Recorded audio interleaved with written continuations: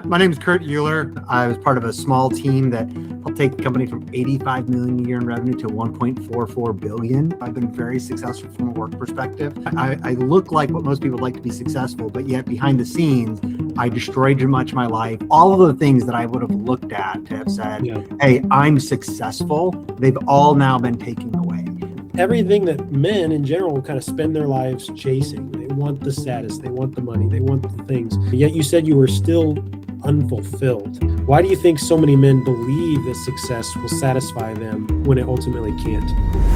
Hey everyone, welcome back to the Iron Circle podcast. Today we're going to be interviewing Mr. Kurt Uhlir. I'm excited to have him on here. Lots of experience going from that toxic boss, as he described in our pre-interview, to now a complete 180 with the servant leadership philosophy in leadership. And we're going to cover that in the business world, but also in the personal world of the home and in the family. So I'm looking forward to this very much. Kurt, thank you for joining us today. Hey, thank you for having me. Awesome. And I know I just gave you a very, very brief introduction there. Do you mind kind of speaking a little bit more about who you are, what you've accomplished, and what you do today? Yeah, happy to. My name is Kurt Uhlir. On paper, I guess you would look at things from a pedigree perspective. I've been very successful from a work perspective. I was part of a small team that helped take the company from 85 million a year in revenue to 1.44 billion in just 10 years. But before then, I'd started multiple companies. I had to do 2 LLCs when I was 14. Didn't realize how good I was at sales and operations and thinking about scaling. And so that is just kind of repeated. So I personally have been part of more than 60 funding rounds or exits of companies like that IPO and some later multi-billion-dollar sales. But my heart has really grown in this place where I tend to coach 1 or 2 executives at like mid-market companies, like 25 million to about 400 million a year, while being a full-time operating executive. And so I think we're going to get into that from a business perspective. On paper, I look like what most people like to be successful, but yet behind the scenes, I destroyed much of my life. I found faith late in my 30s, made so many bad choices. I think we may get into some of those. And so how I'm still around is kind of a good question as we may get to. But so that's kind of where I'm at and where I come from. So I like on paper, I have what so many people are trying to achieve, but at the same time, my wife and I talk about, I turn down millions of dollars on a year now because we have 2 little ones at home and we know what's important. And we're raising good men and good women. And sometimes that means I should not be on the road speaking 200 plus days a year or commuting into an office every day. Yeah, and we will talk more about that, but it really comes down to that the thing that everyone thinks they want. Well, it comes at a cost, and it really has to do with you have to figure out what your priorities are, what really matters to you. So I'm excited to get into that. In our pre-interview, so you just gave us kind of that professional overview. In our pre-interview, you described yourself as the toxic boss, which is a pretty strong statement. It has a lot of meanings. It can, and a lot of people probably listening can think of a toxic boss they've had in the past. But I was just kind of can you give us more of a description? What made you use those words to describe yourself back then? A variety of different things. And if you interviewed, dozens of the people that worked for me, they would use some expletives, even on this podcast. So I was the person that I was the hard driver. I had people that worked for me on 6 continents when I had this major leadership change. And I pushed so hard and we were successful that I believed if I walked into a room and you were crying, it meant you were a bad employee. If I walked in the room and the team was crying or so unhappy, that meant I dialed it up just to an 11 or 12 and I needed to come back to a 9 or a 10, just keep pushing you. All I cared about was short-term output. I didn't care at all about what was happening at home. I wasn't even cognizant to think about like now where I go, I actually want my employees to be maximally effective for me and put out the most output over a 6-month, 12-month, maybe 3-year period. And so that may mean adjusting for things when they get thrust into elder care, or I have a spouse that has a major health concern or has a special needs kid that comes up. I'm now aware of those things, but I would not have even considered any of that before. And I looked back when I had this major change in my life, and the highest performers that worked for me had left and gone to other companies. And I was looking at them like, why? And the reason was I was that boss that pushed so much and only cared about the short term at the expense of anything else that was going on, especially what was going on at home for you. Yeah. And so that would be a hard thing to work under for sure. But obviously, when you were doing it, you weren't doing it with ill intentions. So, why did you believe that was the right way to lead? Great question. I probably would have answered a little bit differently in the past. Now my belief is leadership, it's too complicated. I mean, there's 1,000 different books with consultants and people that each have their own terms, and even servant leadership is a different terminology depending on if you go back to the coined term in the 70s. I think it's really simple though. There's only two types of leadership. There's an authoritative leader, which is usually saying, do exactly these things in the time frame I want, in the order that I'm saying, get the outputs that I want, or you're fired. It can be really nice, but that's still underneath it. It's an authoritative person. With that often comes that same mentality that says, I have to be the smartest person in the room.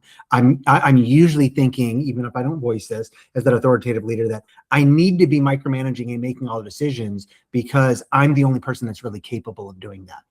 As opposed to the servant leader. And so that's where, like, now I look at it, things and I'm like, I actually get more output now. I care more about the output, but I realize I do not always have it right. I may have done this right 12 times in the past, and this 13th time there may be a variable or data that is different, and you have more information than I do, and I need to get that so that I can weigh in on it. And so, but I wasn't doing it from ill intent. I often was the smartest person in the room, or at least I thought I was. I worked so hard to try to do that, and I was trying to control the output, thinking that I wasn't in control, having no cognizance whatsoever, to the point that I was actually seeing much less data of what was going on, especially on teams around the world, than what I would see now in this servant leadership approach, the way that I define it. Wow. Yeah. So it really takes the moment, and I can relate to that in times of my life, to where it's like, well, no one cares about it as much as I do, the output, and I know more about it because it's my vision. I know what I'm trying to accomplish, and it can easily be where you're stepping on toes because people don't think that they care as much. But like you said, versus what you do it now, you're only thinking about the short term, and you're not thinking about long term. What is this going to do for the output 12 months from now, or 30 or 3 years from now? And it makes a big difference. Well, what I love about your question is you said in there, what was I not aware of? And so even in that authoritative leader, I worked for a great Christian man who was a mentor of mine afterwards. We helped build this company. They'd already been running. We sold to Oracle for like $300+ million after 16 months. And he was a great Christian man. His name was Reggie Bradford before he passed.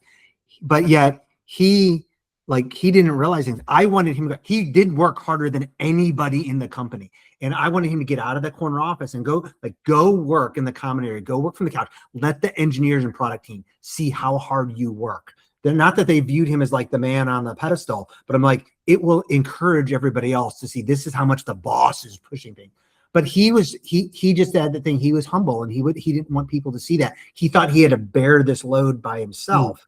And so, like, few of us got to see that, but not everybody. And no matter how many I tried conveying that to him, I wasn't in a place to have like that brother to brother response, to be able to, like, you think you're doing this, but you're actually serving your people in a different way. That's not what you're wanting to do. And so I love that part of your question of pausing to think about, either in the moment or in my case afterwards, what were you doing that you weren't aware of you were doing? Yeah. Now, kind of the pivotal moment we discussed in the pre-interview, you said that you told me about a season, I believe it was $100 million deal had fallen through. And tell us what happened and why that became such a pivotal moment in your life. Yeah, I hit three major things that all happened together. And one of them is part of actually me coming to Christ. One of those was I was on the small deal team, a 4-person deal team that lost a $100 million deal with a major Korean company. We did end up winning it the next year. And this was I was new to that level of kind of the game, so to speak. And I didn't know, like, that's how these enterprise deals work. You might have worked for 2 to 3 years, and maybe you don't win it the next year. You win it years 4 or 5, which did happen. But at that time, I'm sitting in another country. We finally got the no, not just a negotiation, but like, this is not moving forward. And I'm devastated because I do not know that this is how things play. I did not have a mentor in my life walking me through what I just told you about. Hey, you're going to get another at bat, so to speak. And so that was one of the 3 things. And that was the business side of it, where I'm like, so I've had these 2 personal things that have just happened all in the course of like 10 days, and this business thing. And in my mind, this has blackballed me going forward. Like, no one's hiring me after losing this deal. It's so much money. And I come back and nobody cares about it. Like, first of all, I had very few people in my personal life that cared about the personal things that were going on, but nobody even cared about the work side. And I'm looking around, I'm like, why does nobody care? And so first person I call is I go to my mentor. I did have a mentor at the time, a work mentor, and he was a believer. And he's like, no, nobody would, like, of course nobody cared. I'm like, well, what do you mean? And I'm like, and so like, that's just part of like kind of walking through and like who I was. And so we talked through it, and I'm like, but I still didn't hear it. And then I did what a lot of people do. I called my mother. My mom was the person in the family that no matter what was going on, no matter what you had done, anybody else that was confronting you on something, she was going to defend you. Was not healthy because there was not like real discipline for things there. And so I call her and she tells me the same thing with the same words. Now I'm devastated. I'm talking to my mom 700 miles away, and my mom, why would you say that? And she was like, well, because it's true. I'm like, well, then why would you have never told me that before? She goes, because you never would have listened. I think you'll listen now. And actually that was part of like me just fully breaking down, because like my mom, who would have defended me at all times, has walked me through. She knows everything that's going on. And it's these two big personal things. She knows about this work deal, even though she can't comprehend the dollar figure. And she just like blows the last of the remaining floor out from underneath me. And I'm like, whoa. Wow. Like, okay, what do I do now? I have nothing else to stand at that point. Because at that point, I still don't know that, like, I'm probably not hireable. My mentor told me that, but in my mind, like, I'm still not hireable. Wow. Yeah. So it really just took that big deal to fall through, and then the noticing that nobody cares. And even still, it didn't click until you had two people that were close to you, your mentor and then your mom. So a professional figure, a role model, and then the personal role model to say, it's because you're a jerk. And man, yeah, that'll get you a wake-up call, especially when your mom calls you out. Yeah. And then at that point, I guess you noticed, and then you made a positive change, rather than just doubling down and be like, well, these people don't know what they're talking about. Yeah, I mean, I had nothing else. I mean, I think that's so much like the story in the Bible too, where it's like God has to completely break you a lot of times. Or for those of us that have been around, we've had a lot of addiction in my families, and it's like, no, like people have to hit bottom, and it's like it's hard to watch, but until they actually hit what their bottom is, like they're not going to get it. The last of the floor was taken out from me at that point. I still remember we had a large condo, 2-floor condo in Chicago, and I'm on the stairs in between two of my floors. And I just lost it. Like, that's where I found Christ. But it was part of, thankfully, I had been seeking for about 2.5 years, and then gone to a church in Chicago, and I had found my way to Moody Church. And so as that happens, I had already been seeking, and I did have the family pastor who had been the former general counsel of Moody Bible Institute, was the family pastor at Moody Church. And he basically just like opened the doors and was like, I'll walk you through whatever you feel like we need to have this conversation. So, well, so yeah, so you, like you said, you'd already been searching for the truth, and but at that point of hitting rock bottom after that deal fell through is when you finally trusted Christ as your savior. Is that accurate?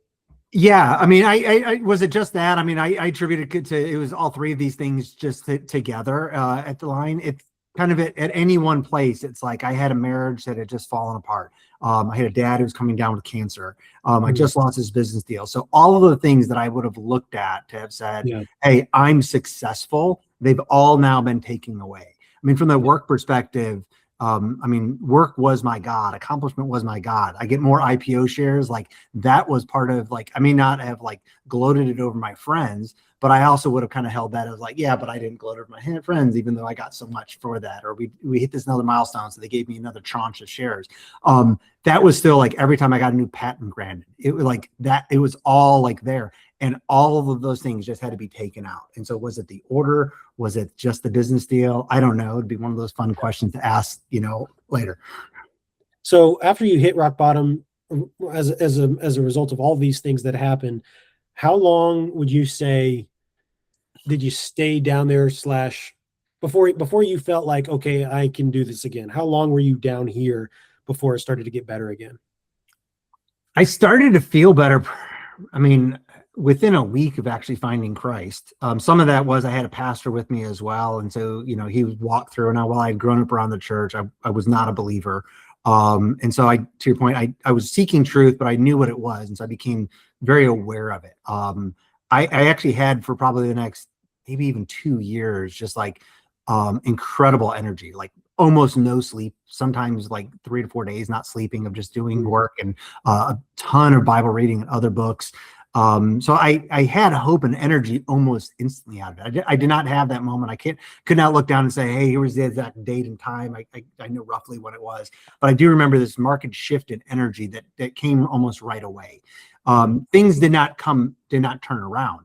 I mean, that was part of, and I've told this longer story in other places, but I mean, the marriage thing that happened was I'd found out that I'd been at that point married 7.5, 8 years, and my wife had been having an affair that I had known about but thought had ended like 5 years beforehand, but had still been going on. Well, that never recovered. She continued to go her direction and say and things, but I still even had hope in that moment. And so that's part of how I found my way down to Atlanta.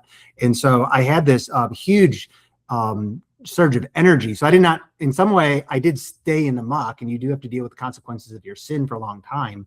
But my energy and attitude it changed immaculately. So That's actually a great point you just made that I want to talk about just for a moment. And it was the fact that you said your energy shifted, everything became more positive up here, but you still were in the results, the consequences of everything that had happened before. And so many times that, whether it's in business, whether it's in their personal life, whether it's spiritual, whether it's physical, so many people want, okay, well, I turned this, I flipped the switch, I changed. Why isn't everything getting better immediately? And when they don't see the improvement, again, somebody starts, let's just use weight loss, for example. Someone starts eating right for 3 days, and well, they haven't lost the 15 pounds they were trying to lose. What's up with this? In fact, I gained a pound. What's up with that? Yep. And it's like, people don't understand it. But so your hope that you had, basically, how did you stay positive? Was it just through Christ and reading God's word? What was it that helped you stay positive, even when things weren't necessarily getting better on the ground floor as you were building back? Great question. A local home church helped. Well, Moody Church is a large church.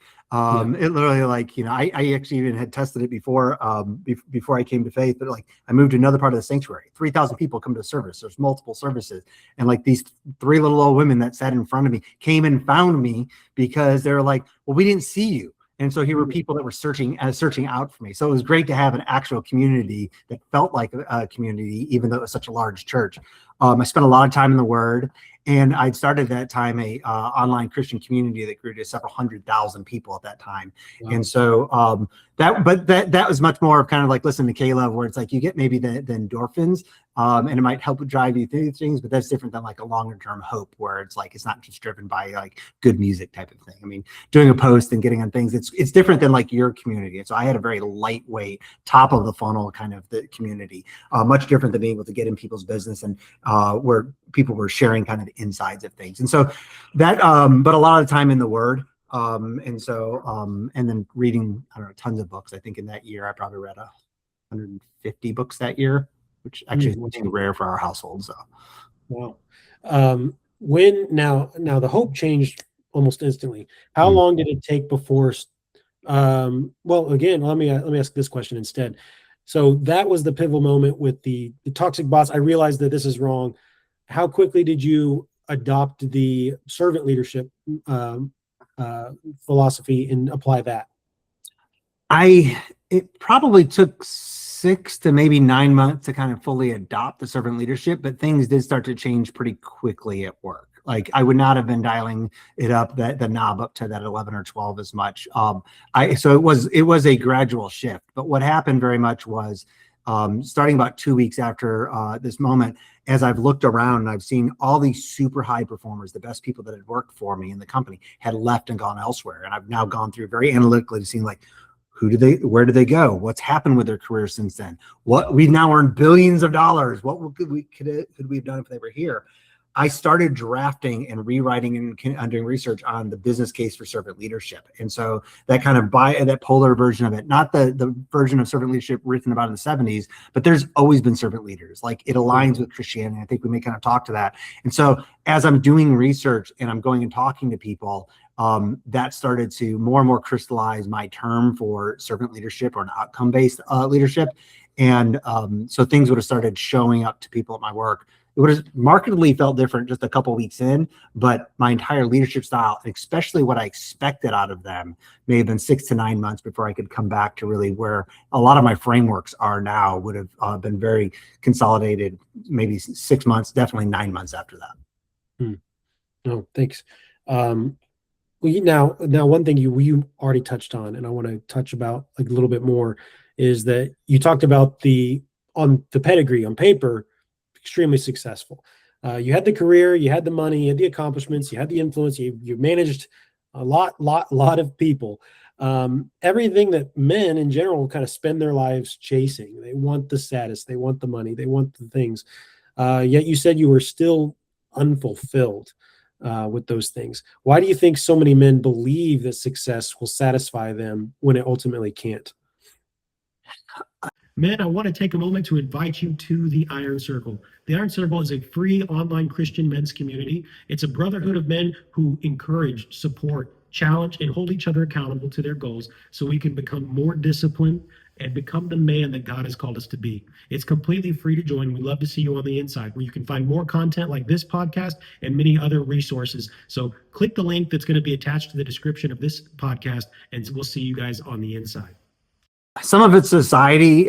Some of it's also even just the church. I mean, I'd say that, and we're pushed so much very often that we are the provider, and we are the provider. And I think we do have that head of the household, but we interpret that. Some cases we're told that directly, that means monetarily, as opposed to providing for my family means giving my wife margin at times. It means providing for my kids so that I'm there for them emotionally and spiritually.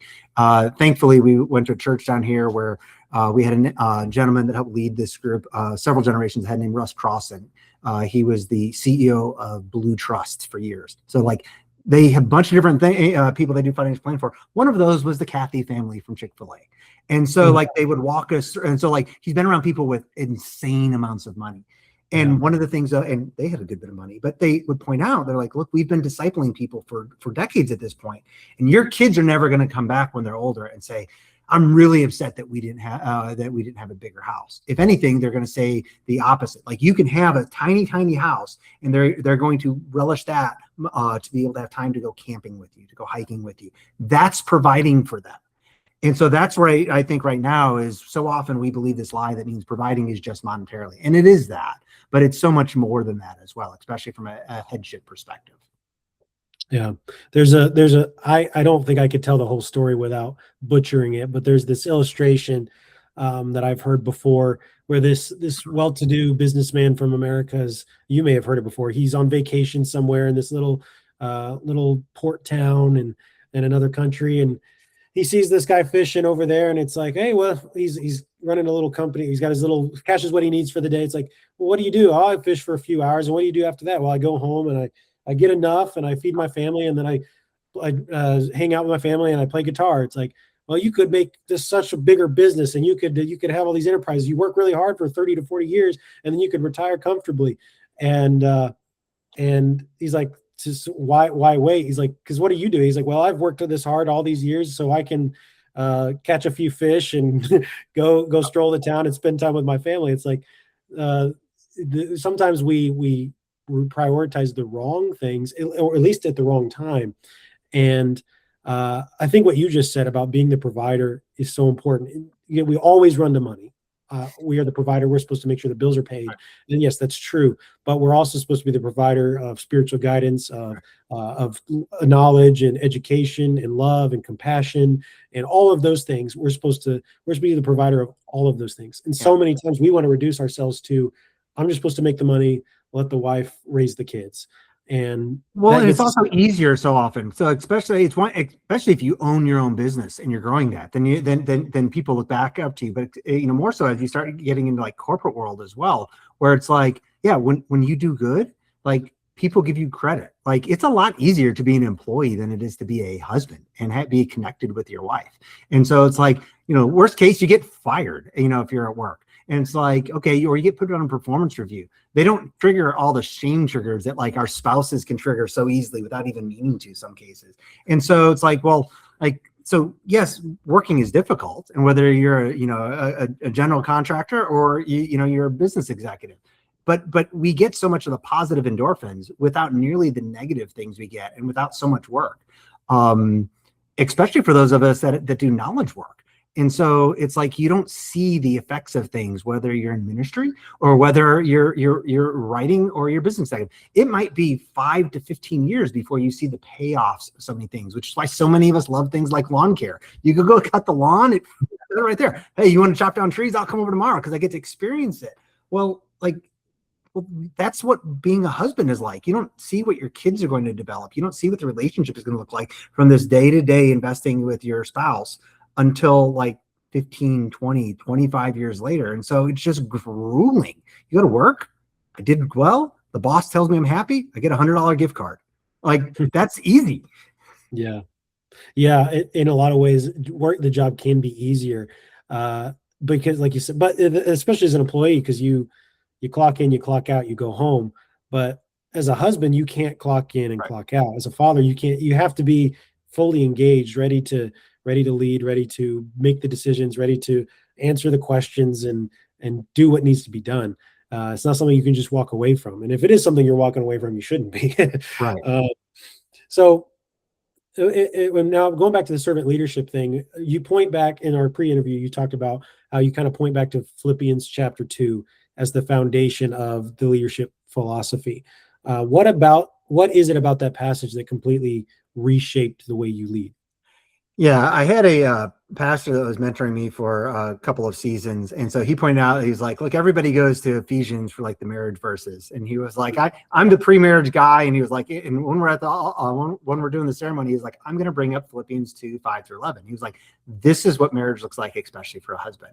He was like, even though, Christ, was the very nature of God, he didn't consider that equality something to basically to use to his advantage. Instead, he came down and served. Well, and there's much more to that. It's like it's 5 through 11, but think about that in context of the entire Bible. It's not like I disagree with a lot of the servant leadership things from the 70s or how people have kind of manipulated and turned that is like, I'm not just serving to always be the good person. Yes, it aligns my Christianity, but Jesus was the servant, as Philippians 2 talks about. But that same servant had no problem with healthy confrontation.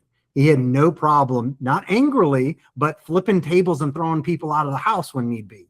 And so, confrontation, he thrived in it in a healthy way. And so being a servant is not this, menial thing that so many people, I think, interpret it as. It's not a slave type of thing. It was acknowledging he had more authority and power than anybody else, but he was choosing for the good of the outcomes he wanted for the people, that his job was to serve them. In some cases, that was being soft. And in other cases, we see here, but like what I just love is the crystallization in Philippians 2 is, look, it acknowledges he had the full authority of God, and yet he set it to the side. Yeah, wow, that's a great passage for when applied to leadership in that way, and it's very true. Christ was not afraid of confrontation. He called the Pharisees vipers and stiff-necked, and he flipped tables and he threw people out. Yeah, so and I agree with you that servant leadership doesn't mean you're passive.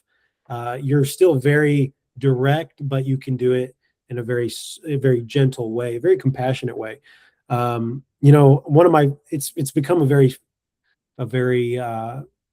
real and practical study for me is, and we may have talked about this on the pre-interview, but Proverbs 3, it talks about that it says that you're supposed to bind mercy and truth about thy neck and write them upon the table of thine heart. And if you do that, it says that you'll find favor with God and man. And I'm like, that's the perfect balance of leadership, is having mercy and truth. And that passive thing you're talking about with servant leadership is like when it's all mercy and no truth, and then you kind of like, it's okay when it's really not, and you sugarcoat things, and you're just not helping anyone when you're that way, when you're not being truthful. But at the same time, if you're all truth and no mercy, then you're going to be extremely hard on people. You're going to push people away. You're going to ruin relationships. But if you have that balance, which mercy and truth, then you have that perfectly balanced thing where you're finding favor with God and man. And interestingly, there's only two people in the scriptures that the Bible says found favor with God and man. That was Samuel the prophet, and then of Jesus Christ himself. It says that when he was growing up, grew up in stature, and he grew in favor with God and man.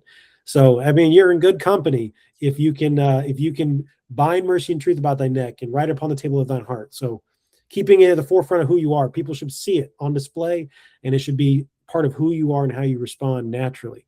And I think that goes a long way with that servant leadership. That, like you said, Christ was he's God Almighty, but he put that to the side. And yes, I could do anything I want. I can make everything happen right now, but I'm going to humble myself, it says, even to the death of the cross, and I'm going to serve. And he could have strong-armed people to do what he wanted, but he didn't. And I think that's a great philosophy. I get excited about just talking about it. Yeah, I agree with everything you said. I think for the listeners, with leadership, especially whether at home or at work, like this is very clear about, to your point, like grace and truth. I think the other part that I would add there are many things that are dichotomies in leadership that both in the wider world and often even the church nowadays that I hear that like things are presented in a way that you have to pick between these things. Well, no, there's probably 20 dichotomies of leadership we could walk through that we would both agree on, just like truth and grace, where it's like, well, no, some cases you need a little more than one, a little more the other. Some cases that extreme may be 99% the other way about how you, depending on the situation. But there's lots of those places within leadership about, and that's okay. And so like we see it in the scripture, we see it in what we just talked about, but be aware of that though in other cases where if people start pulling you too much to one side or the other, no, both of these things can be true. I can want to discipline my kids because I'm trying to raise a man or a woman as well as love them. And my heart breaks because they're crying because my 4.5-year-old is just devastated when I have to, say anything to her about like for correction. Yeah. Well, because I'm raising a woman, I'm not just trying to keep a 4.5-year-old happy. And so both of these things can be true at once. Yeah. And like you said, it's not a 50-50 necessarily where it's 50% this, 50%. It could be 99% one or the other. But they're always present, and both things are always present. And yeah, like, I mean, just on the discipline side of the Bible talks about the rod of correction. I mean, there's going to be some uncomfortable discipline and punishment and consequences to things, but it's not because you want to hurt them or because you hate them. It's because you love them. And something that can be uncomfortable can still come from a place of love and from constructive in a positive place. So I think that's great. And like you said, both things can be true at once. You said you teach servant leadership now to executives and organizations all over the country. For someone, which we've kind of, if you were to describe it in just one sentence, which could be hard, but if you're going to describe servant leadership in just one sentence to someone that's not too familiar with that term, how would you describe it? We'll use the work definition because it's easier from the stage, but I think it's easier to grasp. As the servant leader, I'm acknowledging I'm not hiring you to do jobs at work. I'm hiring you for an outcome. At the moment that I've hired you, then my job shifts to say, how do I serve you best, get the outcomes that I'm wanting out of you at the company? And so that goes like, that's the simple version of it. How that looks is some of the things that we talked about. That could mean that some cases I need to, you're doing sales for me and it's not going well. So maybe I need to take sales calls with you. And then I need to teach you, or woodworking. And so I'm going to gradually start to do it until you do it yourself and provide you guidance. It might mean I need to put you on a performance plan review. It may mean I need to get you training, but all underneath that is acknowledging I'm not hiring you to hammer nails or make sales calls. I'm hiring you to build a house, build a deck, or make revenue for my company, net revenue at the end of the day, income. And so those are the outcomes that I want. I'm hiring you for that, at which point my job is shifting then to try to help you get the outcomes that I'm wanting. It completely changes the dynamic of the environment because I cannot be that authoritative boss because I've had to shift to say, now I'm trying to serve you to get ultimately what I or the organization is wanting. Yeah. And and it's not, and you could be upfront about that. So it's not done in a manipulative way. You know, I mean, it's upfront, like it's not like a hidden agenda. Like, no, I hired you to, like you said, build houses. So I'm Right. going to help you and equip you to build houses. And I think actually, when you're describing those examples, servant leadership is so much more focused on, of course, the end result rather than the process. Right. And which means you're going to invest in that person as a person, or as that carpenter, or as that salesman. So you're not only getting them to help you, but you're helping them because you're developing them further, because you're focused on the end result, not just a process. Absolutely. You're focused on the end result, but you're also focused on the end result, and it brings transparency up in when you're expecting those timeframes. Too often, but keeping it very similar in with this authoritative leadership versus a servant leader. The authoritative leader will hire somebody, and even they may be the nicest man or woman, at the end of the day, it often could become a shock when they have to fire somebody for performance. The servant leader is never going to be able to do that, because to be a servant leader, I need to be able to go to everybody that reports to me, but theoretically, you and I need to be able to go to everybody that works for each one of us and ask the question, hey, what is the company expecting from the outcomes of you? It's not the task, it's not hammering nails, it's not making sales calls, but each individual should be able to answer what the outcomes of people want over what time frames, because that could shift very well. Building houses or making sales call. Well, at the end of the day, we both need to make money. So it's like there's quality, there's cost, there's other things that come into play. Well, the individual at every level in an organization needs to be able to know that. And this applies at home as well. Like I mentioned, like my wife and I have 2 littles at home. Well, as the dad, I realized from a time frame perspective that I'm raising a man, even though he's almost 7. Well, that means that like after our call, we're going to go to the Braves game. Do my wife and I really want to go to the Braves game this late? Not necessarily, but he loves it right now. It's another memorable experience for him. And so we're going to do that. Do I love serving in trail life? Not always, sometimes, but I do that, and we may talk about that a little more, but I do that because the outcome that I'm wanting is a man that's independent, that can grow by himself. And I know that I also have to fight this dad as the boss guy that other people lead up to. So he needs to see shoulder to shoulder time with me stacking chairs.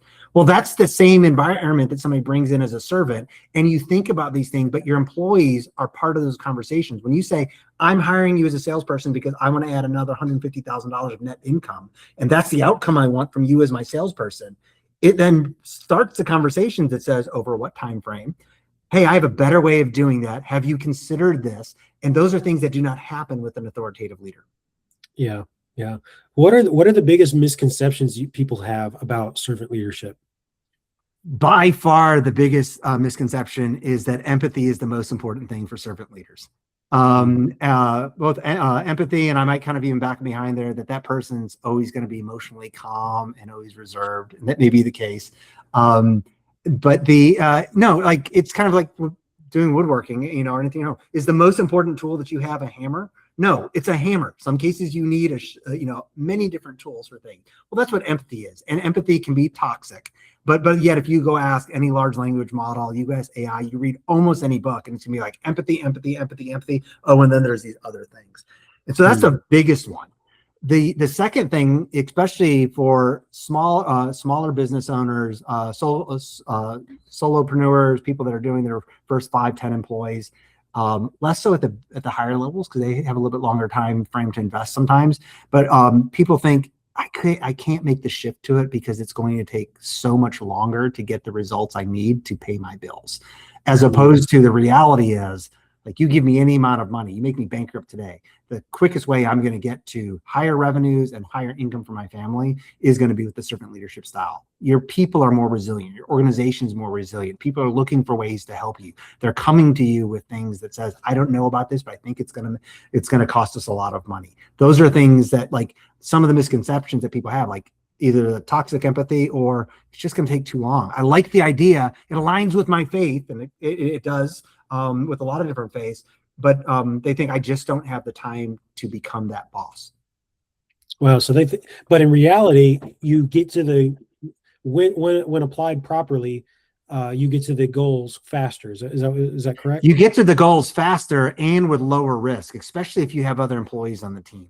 I even look at this as I was running growth, marketing, and sales for a family office-backed software company. We had a small 2-person customer success team, people to do like Zendesk tickets for complaints and help onboard new clients. And so the first thing that I stepped in with them, so this is a small team, like 10 people total in the company, and 2 of them are just doing that. And all they were doing was trying to close out basically support tickets as fast as possible, including new customer, get them on board, give them an account, go away, go to the next one. Because that's also how they're being rewarded. And as I took over their team, and I went, you will never close a Zendesk ticket as long as we still have that problem, that bug in the software. And they're like, what do you mean? I'm like, if we've chosen to not fix something, that ticket stays open for 18 months, for 18 years if need be, so that every time somebody engages with that customer, we know what that's there. And they're like, well, why? And I was like, because just from what we're trying to do from a team perspective, I want to make sure our interactions with the customer, losing customers costs a lot more money than it does, long term. And I was like, I want to keep customers. When you call somebody to renew, when they have another problem and we still haven't fixed that, just annoying, they want the button to be red instead of blue thing. I want you to be aware of that when you speak to them or somebody else calls them. We made that small shift. There's a small 10-person team, and our churn for customers, people that leave, it got cut in half almost instantly, because people instantly started connecting with, oh, you all care with us.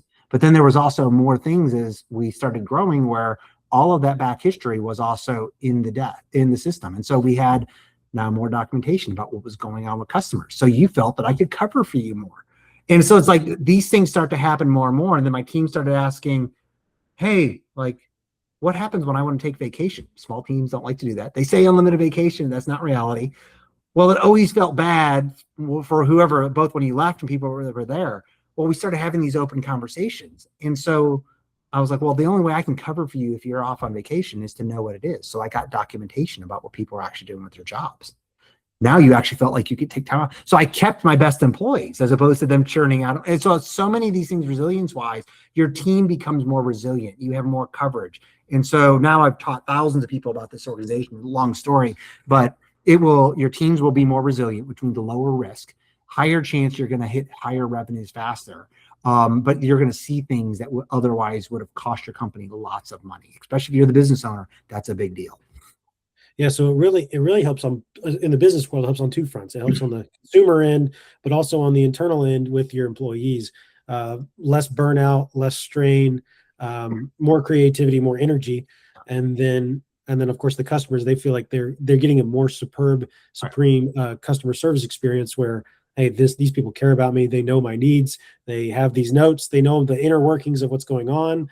Yeah, that's awesome. Yeah, I mean, if you think about this in terms of small teams, what so often I hear from people is they've got a 5-person general contracting business, a 15-person electrical company. And what happens is they lost their best project manager. And then if you dig it down to what happened, they knew something was going to be coming up in their personal life. And they didn't feel like that they could go to their boss about it. They knew they were going to move into a season of elder care. They knew that they had a special needs kid that was going to, their wife was going to give birth to. And so they started making plans to go find another job to provide flexibility or in different ways. In some cases at less money, as opposed to, hey, this is your best project manager. You're a general contractor. You would keep him or her. If you could lose them for the next 60 days entirely, you would still get more output from them over the next year than you would anyone else. Doesn't mean you have to actually give somebody 60 days off, but you would much rather them come to you and say, I'm going to get thrust into elder care. It's going to take 4 to 6 weeks of just freak out figuring this out. I need flexibility. If it meant that you could keep them and the maximal output that they have for your organization. Well, the servant leader has those conversations because people will come to you proactively with that. The authoritative leader never will. Those high performers will just leave. Wow. So yeah, you're creating a more approachable environment as well. The boss can be more approachable because you said empathy isn't everything, but that's part of the empathy where it really comes in and shines, that the boss cares and the boss is willing to work with you. Okay, we can figure this out. We can be flexible. And even, I guess, even at the end of the day, if it can't be worked out, right, at least it was explored before it was just like, okay, you're gone without a moment's notice, without working through it and seeing what we could do. Absolutely. But the boss cares. And the other side I would add to that, and I think what I see from the pillars of your community get to is there's this healthy confrontation. Hey, you say you want to be healthy, you say you want to live and see your grandkids, and you're not putting in the work. That's a healthy confrontation for people. Well, to be able to come back to people and have that healthy conversation. The authoritative leader doesn't set up to have that so often. The servant leader, that just comes naturally, because there is, just as we talked about the dichotomy of leadership, there is a healthy conflict that has to happen between, do I want results in 2 to 12 months, 12 to 36 months, or 36 months plus? So when you're sharing with your team, here's the outcomes I want in those timeframes.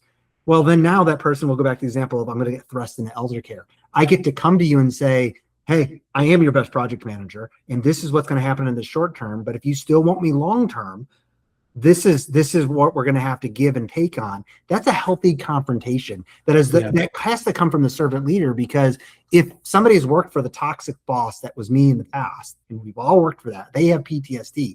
They have to see this model time and time again from the leader to actually believe that it's real and not just words on a website. Yeah, that's so true. That's so true. One thing about that I want to cover is what is the difference between leading people and simply just managing people? Great question. I feel like managing comes down much more to like what we would see in like a triage situation, like a wartime, where like, there's been an earthquake, a major disaster. It's who do you treat, who do you deal with at this moment? It's easy to treat people like it's just a spreadsheet, that there's nothing behind there. That's managing.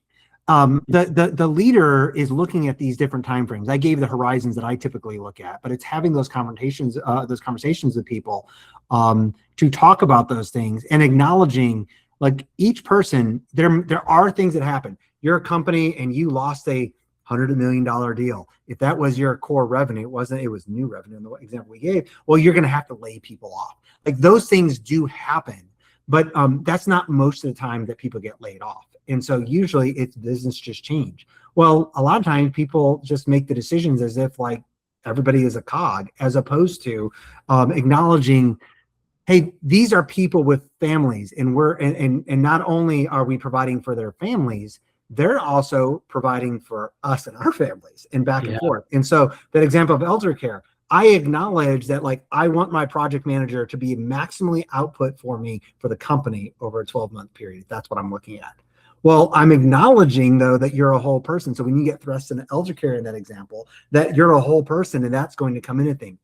That's part of this servant leadership, of acknowledging, like, no, all of these things, like whether it's that or there's been a major spiritual thing, there's an affair at home, and all of those things will affect somebody's input and output at work. And you need to be aware of that and respond accordingly. Leadership allows you to bring all those things in and consider that and move pieces around. And it's kind of like, I think, like, managing is basically just like, it's math. I mean, it is. Like, who do I save today? I just saved one of these two people. I can only save one. Who do I save? As opposed to, like, leadership actually allows you to start, like, thinking in terms of algebra and thinking in terms of things that are fuzzy. Yeah. And I was thinking of an example of the way you were describing it between management and leadership, even in the home. I mean, for example, if you've got a rebellious teenager, something like that, management says, I'm grounding him for a week because he's not supposed to be that way. I'm taking away these privileges. He's not going to be able to go out. He's not going to do that until he straightens up his attitude. Right. Management, done. Leadership would be, okay, let's get to the bottom of what's going on. Is something going on at school? What's going on here? Why are you being this way? Does it excuse the behavior? Absolutely not.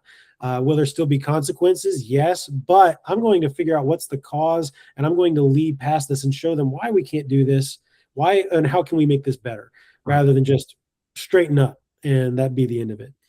So leadership really does take that vested interest in either in the home or in the business, like especially in the business, like it's like give and take. You're valuable to me, I'm valuable to you. We both acknowledge that. Let's work together. In the home, it's like, well, I value my relationship with my family members. I don't want to just be because I said so, don't talk to me, figured obey or else. Oh, well, while like you said, two things can be true. Yes, you need to obey. You live in my home. You need to know this respect. You need to do this. But I also care about you. So let's figure this out. Why is this happening?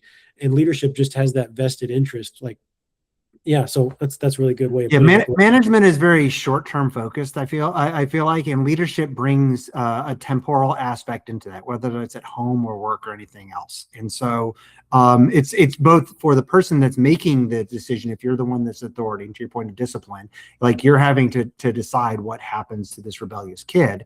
But you're thinking about that in terms of the output is longer term versus just like, hey, you're grounded for the week. Yeah. Yeah. You're very much more intentional about everything that you do. I mean, you've said you've got a couple little ones. I've got a little one. She's 18 months and I got another one on the way. Management would be, okay, make sure they're fed, make sure they go to bed at a decent time, they have clothes to wear. That's management. But like you were talking about with your boy, it's like the leadership side is like, okay, I'm raising this boy to become a man. So I'm going to show him how to do this. I'm going to go with him and I'm going to lead by example. I'm going to make sure that I'm putting in what I hope that he can put out later on.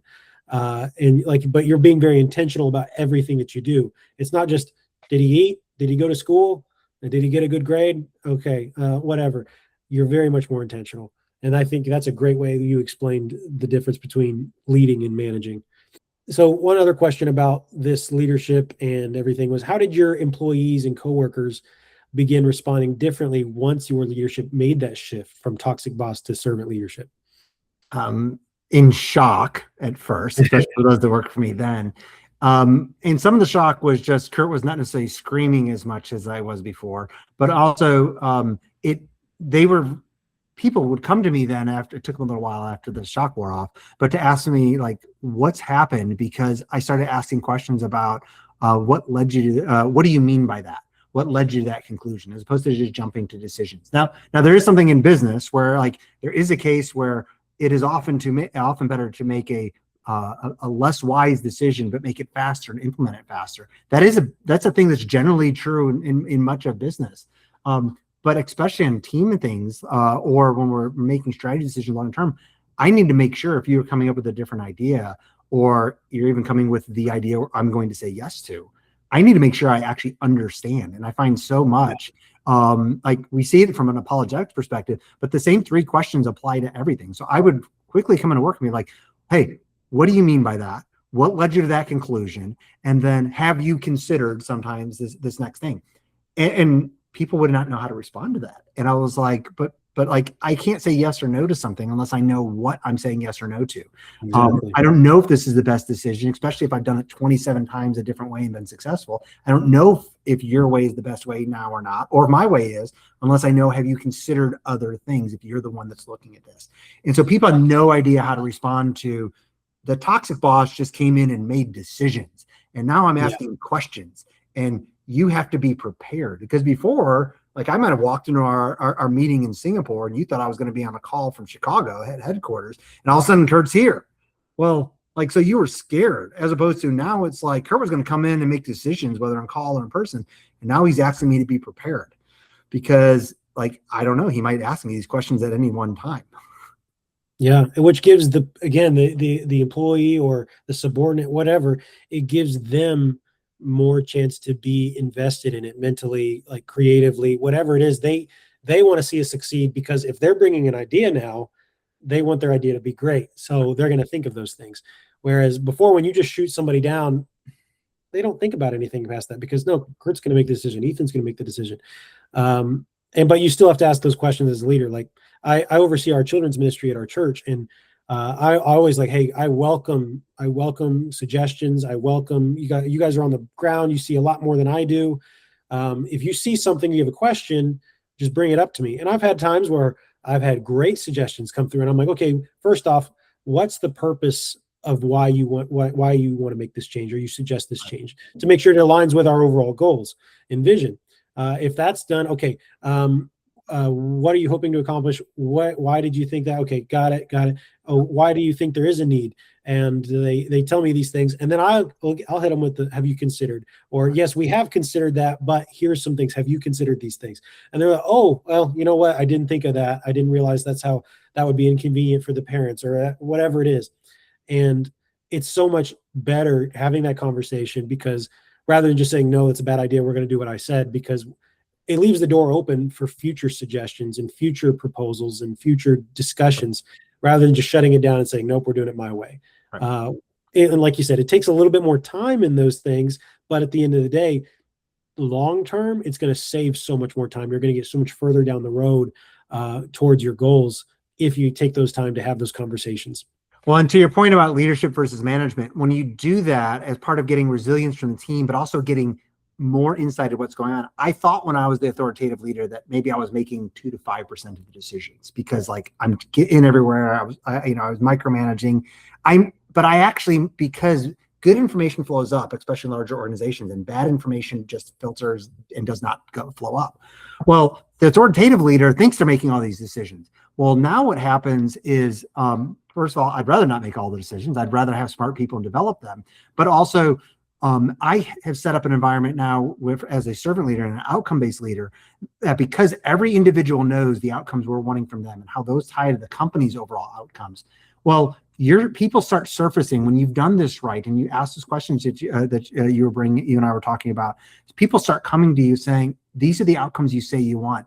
I don't have the data yet, but I feel like we're going to go off track. Have you considered that these things that are shifting? And so you start to get more information, and the bad stuff or the questionable information comes up so much earlier. People make the decisions where you'd have made the same decision anyways, and they'll tell you afterwards. And that's fine because like you'd agreed with it and they know the outcomes you're wanting. What you want is for this environment where they surface things where, hey, you otherwise might not have seen this for 18 months, 24 months. And by somebody bringing it to you early, you now get to see it in 6 months as opposed to 24.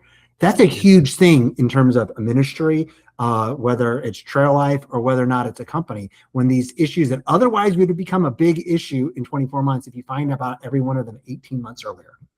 Yeah. And I think the reason in the management side of things that people don't hear that, or the hard leaders, is because if I bring up this potential negativity, are they just going to bite my head off because I'm not just going and doing it because they said so.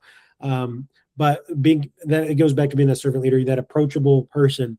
You get the benefits of, actually you make a good point. That would have been bad down the road, but we can address it now earlier and prevent that from ever happening. Now I want to bring the leadership philosophies to the home, because most of our listeners aren't CEOs, which again, I've enjoyed that as someone that is a ministry leader, but also as a small business owner and just growing and things. I really enjoy that. But most of the people in our community are either husbands or fathers, church members, maybe leading a small, like just a management role at their job. And they're just simply trying to be faithful and lead wherever they're at, in whatever capacity they're at, whether job, the family, a lot of them being in their family. So how do these same principles translate into the home? In different ways. So, I mean, the outcomes, we've given a lot of examples already about like how it shifts between you and your spouse when you're focused on these outcomes and serving towards those longer term outcomes. They do apply in very different ways though with your spouse a lot of times, I find. And so some of that is acknowledging the outcomes and trying to serve towards them, giving your wife more margin, or how do you, being there more emotionally and spiritually. Those are all big things. Where you can't apply some of these is in that thing of, I expect, and I'm creating the environment where I expect my team at work to help hold me accountable. Everybody knows that these principles that I expect, a bias towards action, healthy confrontation, strong opinions held loosely, those are things that are more on the website for you to hold me accountable to. And I will bring up, and you should as a leader, bring those up very publicly to your team when you have failed at those. And you should not be holding your spouse to that accountability place. Mm-hmm. That's where having like an iron circle around you, having other people around you that are not your spouse. Your spouse should not be your accountability partner. Personally, I don't think that's how God defined the relationship, but they can trigger your shame triggers way too much, which is going to make you not want to engage either. But by the time your spouse may bring up, you're putting in too many hours at work, you're being too harsh on your kids, you're being too lax with the kids, the problem is so much bigger than what they're actually bringing it up. You should have realized this 9 months, 12 months beforehand easily. Mm. And so that accountability bit, which is actually built into from a healthy confrontation perspective, you should still have healthy confrontation with your spouse. But I expect it to be kind of a self-reinforcing accountability, and the underlings bringing that up. You have to shift that, especially at home. Now I do allow my son and my daughter very much, even at their young ages, to start bringing some of those concerns. Daddy, you were too harsh. My kids know that wording.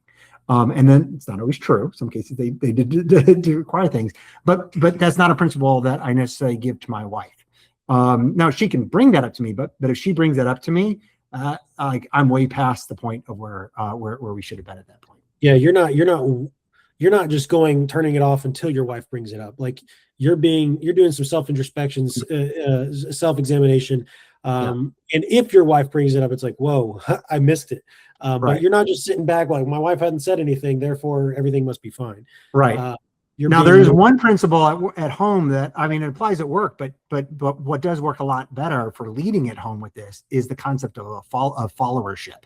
And that's where we lose so much. We talk about being a follower of Jesus, but we don't think about the best leaders are good followers. One of the best compliments that I feel like I've ever gotten is I've had multiple mentors tell me, God, you're one of the best mentees I've ever had.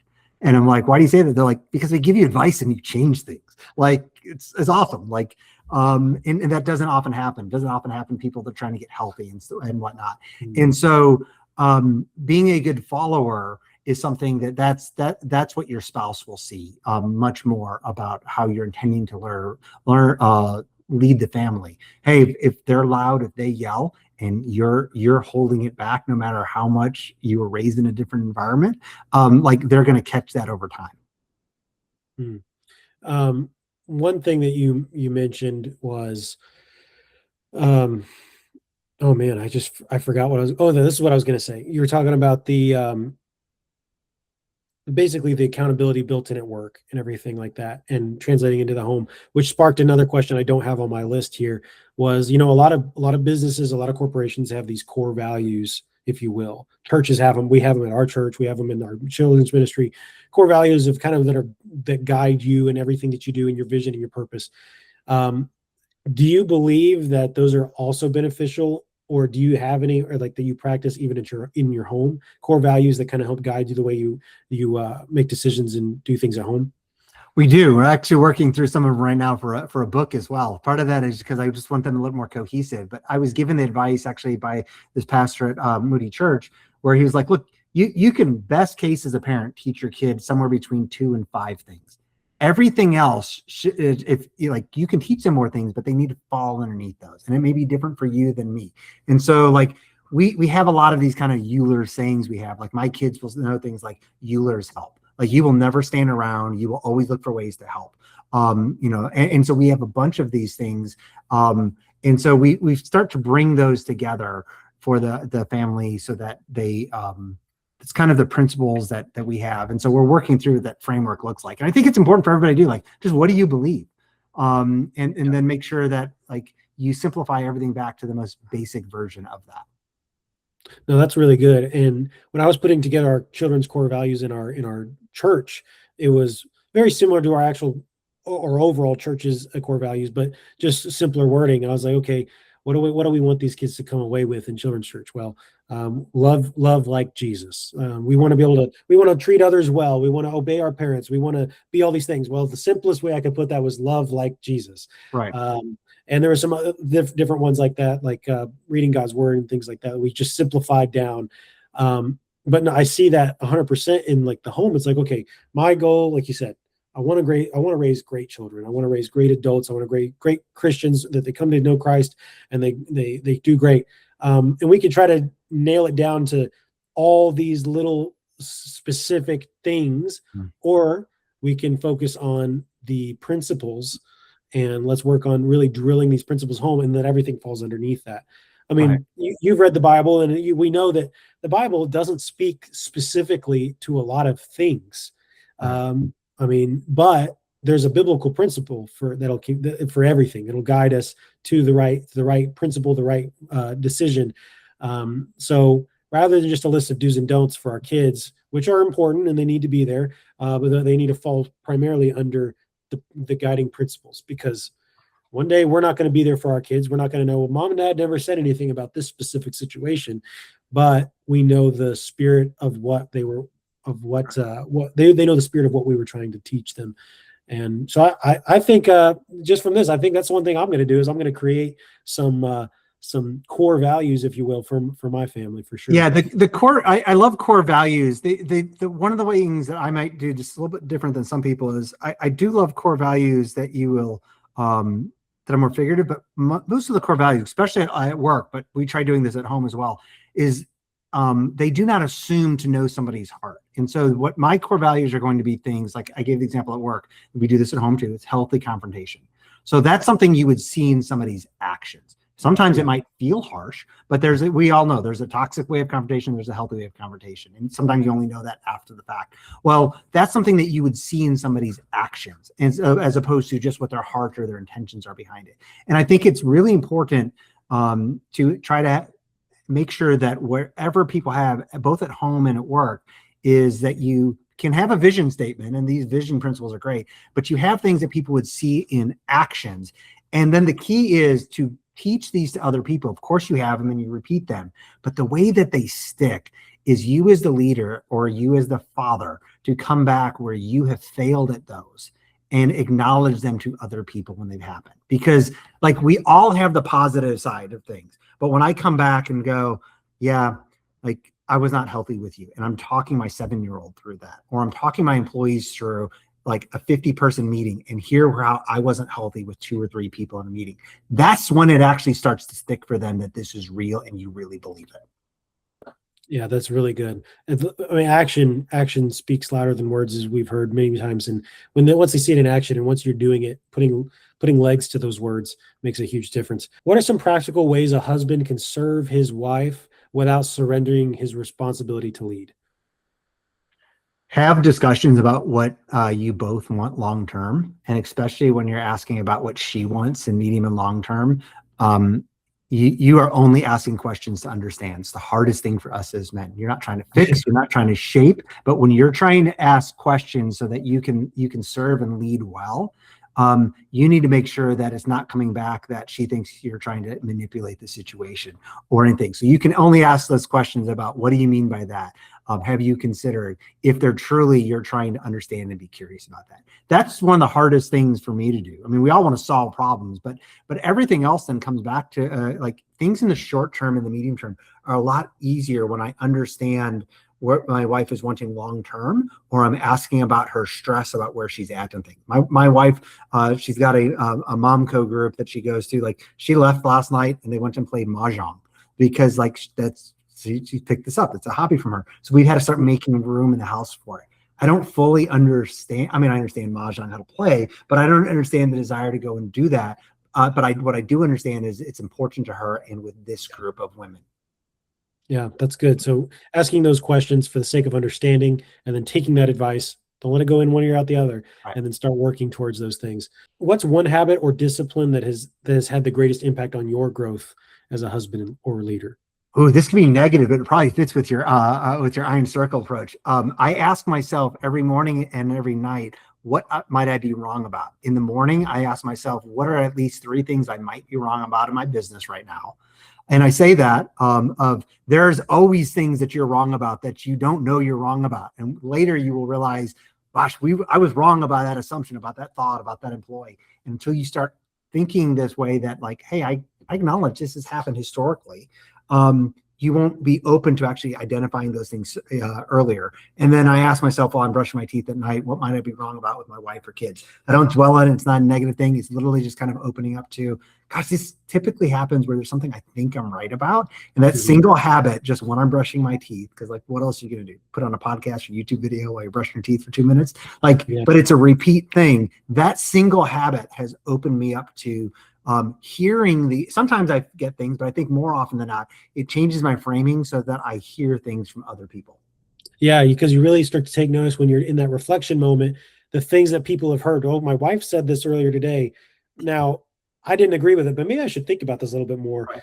Yeah, that's good. That's a really good question to ask, and a simple one. The last question I want to ask you is, if you could go back and give your 20-year-old self one piece of advice to help you navigate your life ahead, what would that be?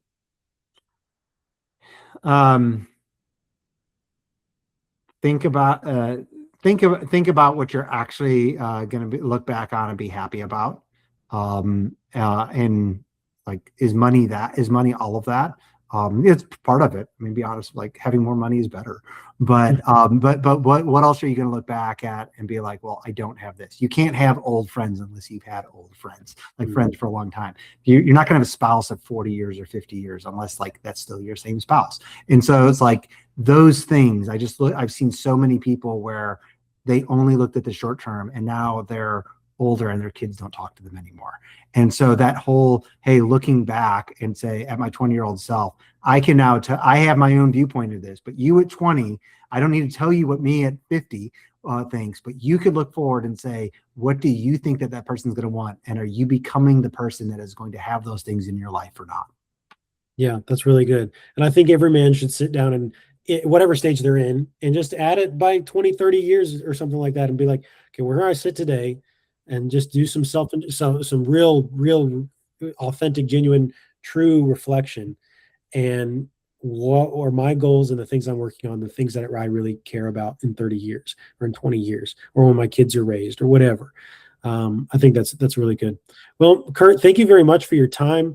I appreciate it very much. And maybe we can do this again and talk a little bit more about the home life and things like that. But no, thank you very much. All right. Thank you for having me. Yep. Bye.